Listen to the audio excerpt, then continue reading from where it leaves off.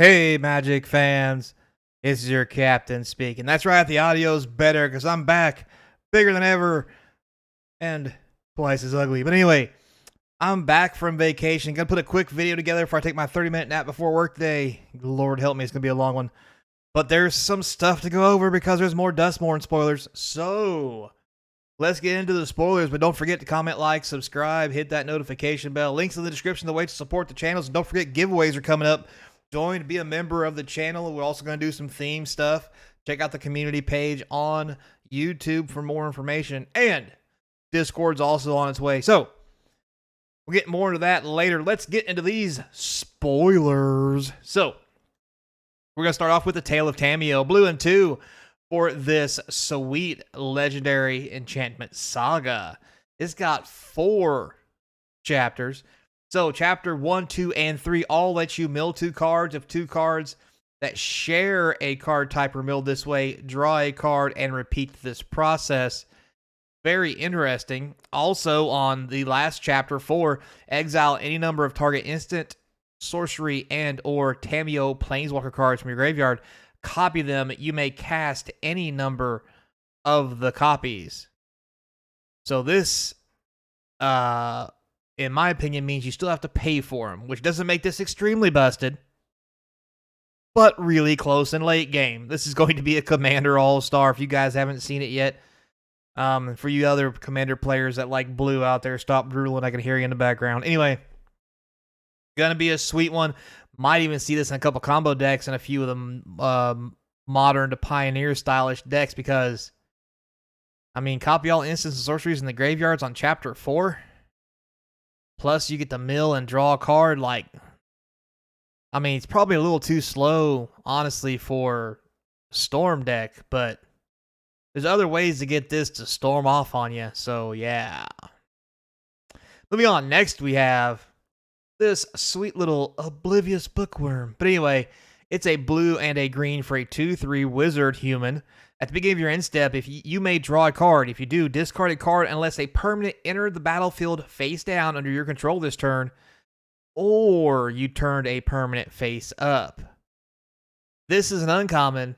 This is amazing. This is a Merfolk Looter that also cost a blue and 1. This is a blue and a green. Instead of it being a 1/1, this is a 2/3, and you don't tap it, you don't pay for anything, and under the right circumstances, you just draw for free. The power creep is real, and this thing is going to see play. I don't know why you wouldn't play this in almost any format, you know, other than things like Modern and stuff, because, well, those cards are just way busted more than this. But this will see play in Standard and Commander, I believe, Limited All-Star. Like this. Get you some foils, boys. Buckle up, it's about to get real. So, next we have Under the Skin, a green and 2 sorcery, lets you manifest Dread, for those who don't remember. When you manifest Dread, you look at the top 2 cards, put one of them face down as a 2/2 creature. You can turn it face up for the mana cost. Other card goes in your graveyard, but you manifest Dread, and then you may return a permanent card from your graveyard to your hand. This is the best kind of Dread to manifest, because if you get 2 good cards, that's fine. Put one in the graveyard, pick it back up. And if you don't, that's okay. Pick up something else in the graveyard that's good. Plus, you get a 2/2. This is highly good for Limited. Might be good enough for Commander, to be honest with you. Maybe even Standard. This card's pretty good. Really good. Next, we have the House Cartographer. Green and 1 for this 2/2 Human Scout Survivor. And it's got Survival because it's Survivor, so you know what that means. If it's tapped on your second main phase, you get to reveal cards from the top of your library until you reveal the land card. Put that card into your hand, the rest on the bottom in a random order. Wow, is this good. This is the best of land fetch. This is going to see Standard play. Going to be a bomb and Limited. Going to be good for Commander. This might see Pioneer or even Modern play, because it is a human. And to be able to mill through your deck and rip lands out of it like this, sweet lord, this could be good. All right, moving on. Next, we have Rite of the Moth. 2 black, white, and 1 for a sorcery. Return target creature card from your graveyard to the battlefield with a finality counter on it. And it has flashback for 2 white, black, and 3. Only 1 cheaper than the normal 5 cost. It is 2 colors. It does have flashback, though, but there's other cards that have flashback that kind of do the same thing. This is only, at best, a good limited card, I think. I think there's other cards that do this better. And the flashback cost is so high that I don't think it's good enough. So, yeah. There's probably just better ways to do this, unless you're playing limited. Next, we have a baseball bat, because why wouldn't we? White-green equipment artifact, white and green. Why is white-green a baseball bat? I mean, I get the green part. It's a big tree trunk, piece of wood. Why is white? Anyway, point being, when it enters the battlefield, you get to attach to the creature you control. The equipped creature gets +1/+1. Whenever the equipped creature attacks, tap up to one target creature. Very nice. But for coming in for 2, equipping for 3, probably only good and limited.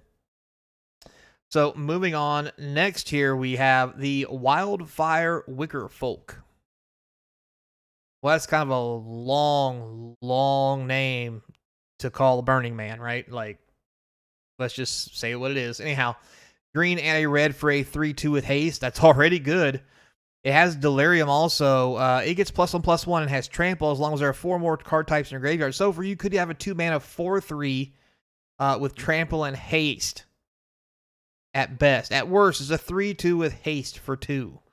This is a limited all-star. Probably good enough for standard, although nobody plays red-green because, I don't know, the decks aren't good enough yet. We'll figure that out later. But yeah, this seems pretty good. But in older formats, I just don't do enough. Next, we have Nashi's here. Look at that. What the heck does that say? Let's see here. Let's try to read it. Cherry Lombrie. But no, seriously. This little fella is actually pretty sweet.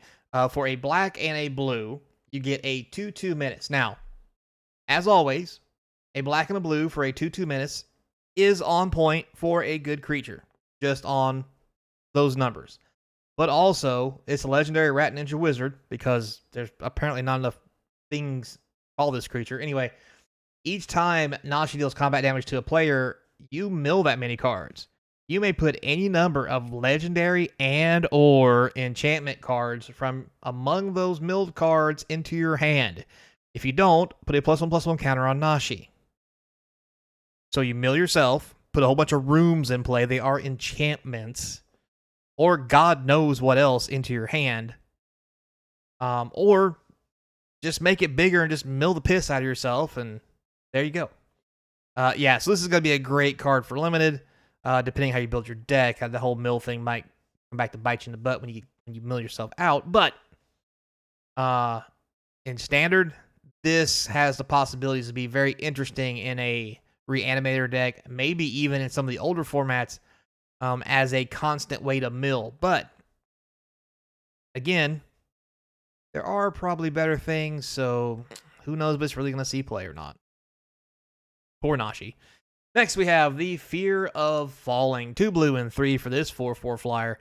Already good rate. It is an enchantment creature nightmare. Whenever it attacks, target creature defending player controls gets -2/-0 and loses flying in the next turn. So this is a great way to shrink down blockers and get things out of your way because they just lose flying. Limited all-star. However, that's sadly as far as it's going to go. Next, we have a new fear, a fear of being haunted. Hunted. Not haunted, hunted. Let's clarify that, shall we? 2 red and 1 for a hasting 4/2. And it must be blocked if able. So I don't know how I feel about this. I mean, I guess it's fine in a kind of a aggro deck. This is probably okay in limited, but really good in standard. And I only say that because most creatures they're going to block with are going to be creatures you want dead. And if it kills this thing, you're probably okay with it. And with it being a 4/2, it's better than an Incinerate, although it does kind of limit, per se, what you get to kill with it because they get to choose what blocks. So, however, being in red deck, you get to make that choice real easy by killing other stuff with removal. So, we'll see how this plays out. I think it's got a lot of legs, in standard, but We'll have to see how it plays. Next, we have the Vengeful Possession, a red and 2 sorcery. Gain control of target creature at the end of turn. Untap it to gain haste till the end of turn. You may discard a card. If you do, draw a card. All right, so this is your basic grab and stab. You grab their creature, hit them with it in the face, show how big a mistake it was to lay that big nasty creature that they got. But this one lets you draw a card. So that's kind of cool. I mean, there are ways to sacrifice creatures in this format, so this could be very powerful. That draw a card could be really good part of this. And it's only 3 total mana, not 4. So, yeah. Moving on. Limited All-Star. That looks like that's all we got for today. Thanks a lot for listening and hanging out. Until next time, be kind. And I hope to see you across from the game table. I'm going to have to make an early video tomorrow because I'm tired as hell. I got sleep and none of my stuff. Yep. Love vacations. Nice and stressful on the road.